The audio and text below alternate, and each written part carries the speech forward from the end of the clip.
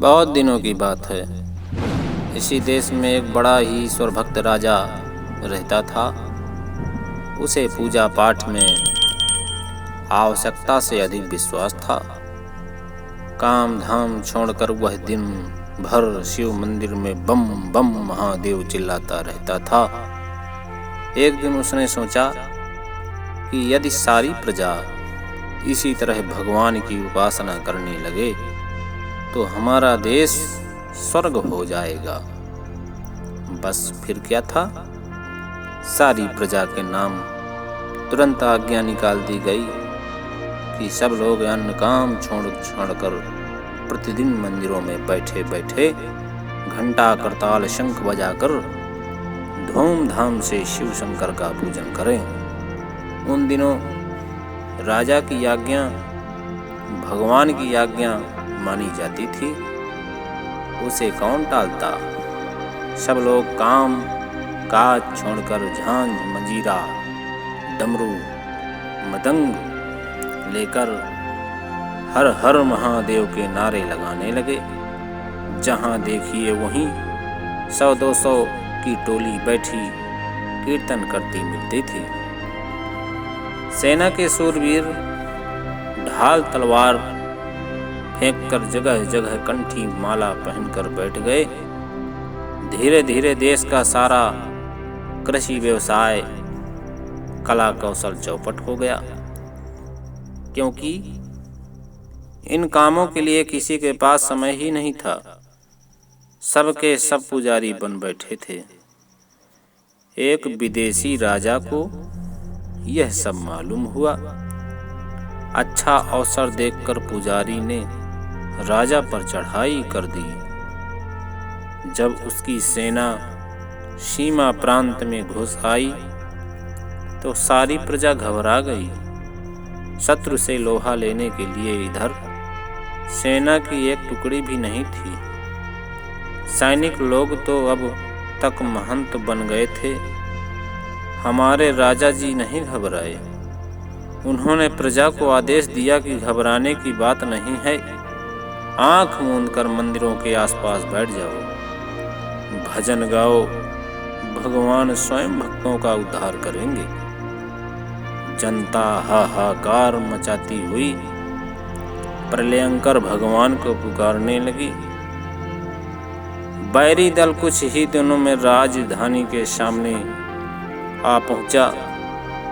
शाम हो गई थी। भक्तों लोग गला फाड़ फाड़ कर रुद्र भगवान को उठाने के लिए पुकार रहे थे, लेकिन वे हिलते तक न थे। दूसरे दिन देश की पराजय निश्चित थी। राजा को तो लोग असमर्थ मान चुके थे, लेकिन भगवान में सबका भरोसा था। पुजारी राजा रात में अपने महल में लेटा हुआ था। संकट उसके सिर पर था, आ पहुंचा था। इसलिए वह उसके संबंध में अपनी बुद्धि से विचार करने लगा। उसने सोचा कि भगवान अब सहायता करने नहीं आएंगे, इसलिए हमें स्वयं शत्रु से भिड़ना चाहिए। फिर उसे ध्यान आया कि अपने पास न तो सेना है न हथियार, और अब जनता इतनी जल्दी भक्ति त्याग कर लड़ने के लिए तैयार नहीं हो सकती। क्षण भर के लिए निराश होकर उसने फिर सोचा कि यदि देवता के मुख से इन भक्तों को देश के लिए मर मिटने की बात कहला दी जाए तो सब तैयार हो जाएंगे। राजा महल से चुपचाप आकर राज मंदिर की विशाल शिव मूर्ति के पीछे छिपकर बैठ गया और वहीं से हुंकार करके बोला, मेरे भक्तों, यह पूजा पाठ का समय नहीं। शस्त्र उठाओ और पुरुषार्थ करो। भक्तों ने भगवान की जय जयकार करके कहा, हे देवाधिदेव, शीघ्र रुद्र रूप धारण कीजिए या दुर्गा जी को हमारे उद्धार के लिए भेज दीजिए। फिर आकाशवाणी हुई, मनुष्यों, तुम स्वयं रुद्र रूप धारण करो। जैसे मैं शांति के समय शिव और क्रांति के समय रुद्र बन जाता हूँ, वैसे ही तुम भी बनो। मेरे भक्त होने का सच्चा प्रमाण दो। मनुष्य बोले, हे नाथ, हम लोग तपस्वी होकर अब हथियार कैसे उठाएं? हमारे हथियार भी तो टूट टाट गए हैं। फिर पुनः आकाशवाणी हुई, मनुष्यों, उसी प्रकार हथियार उठाओ जैसे मैं योग के बाद त्रिशूल उठाता हूँ। जैसे तपस्वी राम ने रावण के विरुद्ध, महर्षि परशुराम ने क्षत्रियों के और गुरु द्रोण ने पांड्यों के विरुद्ध शस्त्र उठाया था। जो भी हथियार तुम्हारे पास हैं, उन्हें लेकर निर्भय कर्म क्षेत्र में जाओ और कर्तव्य करो। भक्तों ने कातर होकर कहा, देवाधिदेव, हम शास्त्री योग शस्त्र चलाना क्या जाने। आज आप ही हमारी पूजा से प्रसन्न होकर हमारे शत्रुओं को भस्म कर दें। देव ध्वनि आई कायरों, या तो शीघ्र उठो, नहीं तो मैं तुम्हें ही पहले भस्म करता हूँ। भगवान के कोप का सामना कौन करता? चारों ओर यह बात फैल गई कि स्वयं भगवान ने सबको शत्रु से लड़ने को कहा है। जिसको जो हथियार मिला उसी को लेकर वह रात्रि ही में शत्रु सेना से लड़ने चल पड़ा। सबसे आगे तिलकधारी ब्राह्मणों का दल था। चतुर शत्रुओं ने उन्हें दूर दूर से आते देखकर मसालों की रोशनी में पहचान लिया कि वे ब्राह्मण हैं। सारे शत्रु सैनिक हथियार दूर रखकर उनके सामने दंडवत प्रणाम करने लगे। पंडितों ने चिल्लाकर उन्हें चिरंजीव होने का आशीर्वाद दिया। तब शत्रुओं ने कहा, हे महाराजों, आपका वचन कैसे सत्य होगा, जबकि आप लोग स्वयं हमारे यमदूत बनकर आ रहे हैं। हम आपको मारकर ब्रह्म हत्यारे नहीं बनेंगे।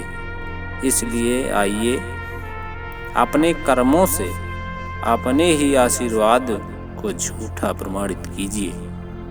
ब्राह्मणों ने आपस में कहा, भाई ये लोग तो ठीक कहते हैं। किसी को आशीर्वाद देकर उसका अहित करना तो अधर्म है।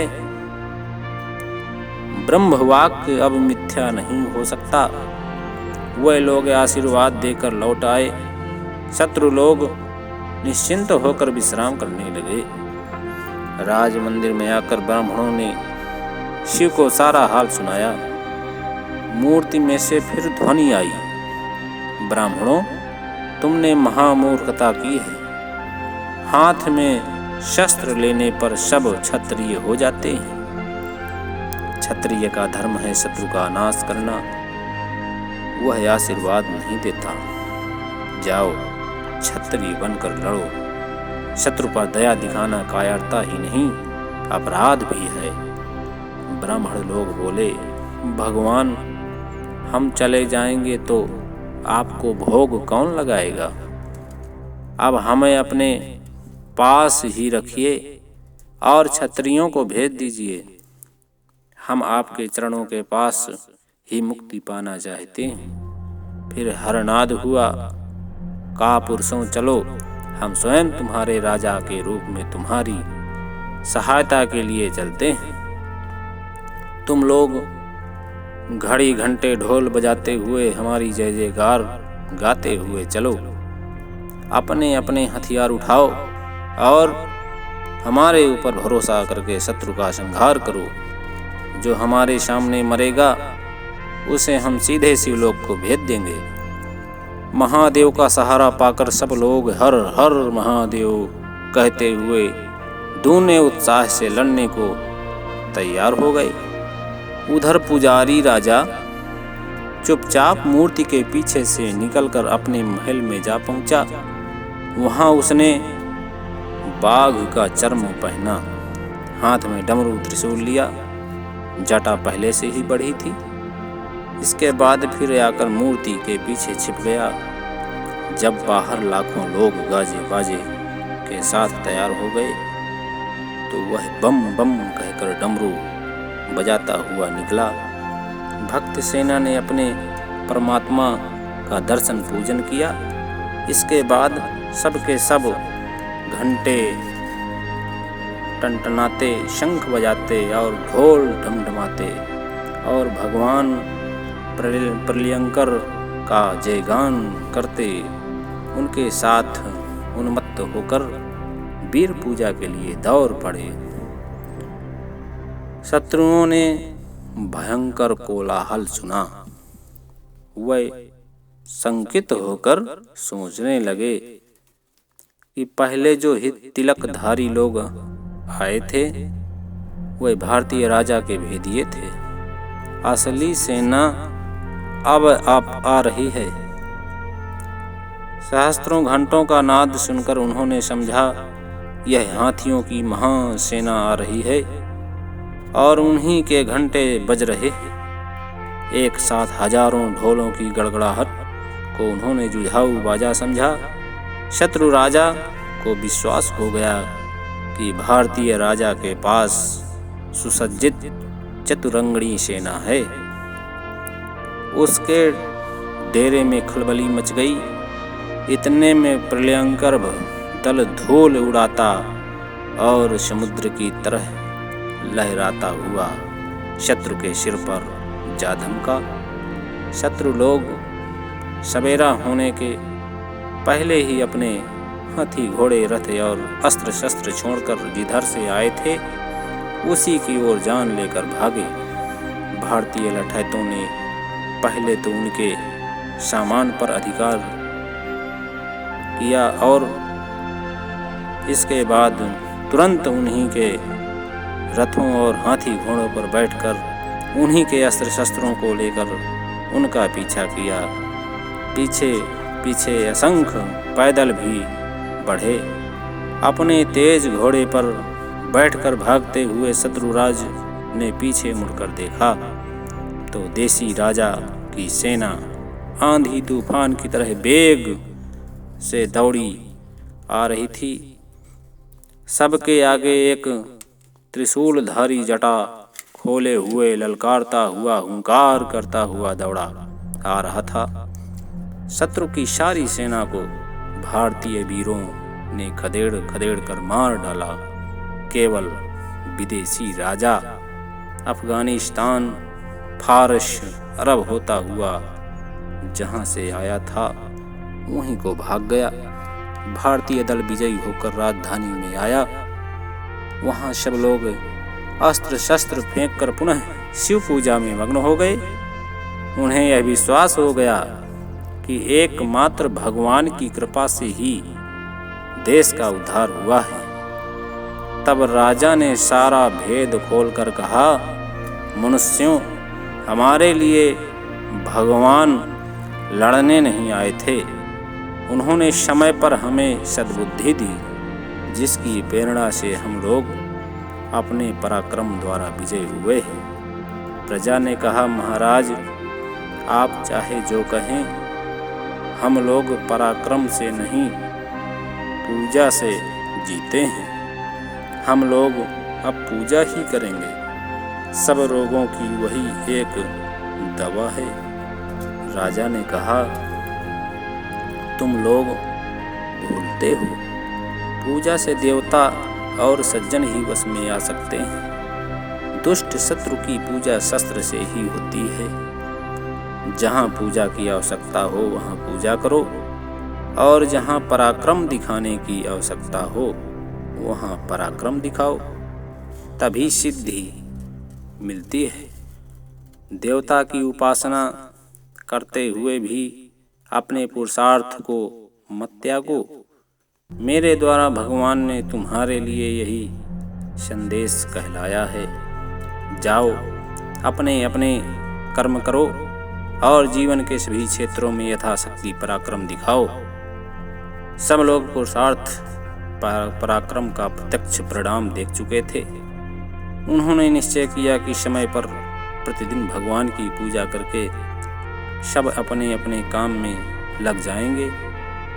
वे सावधान होकर पुनः अपना अपना कर्तव्य कर्म करने लगे।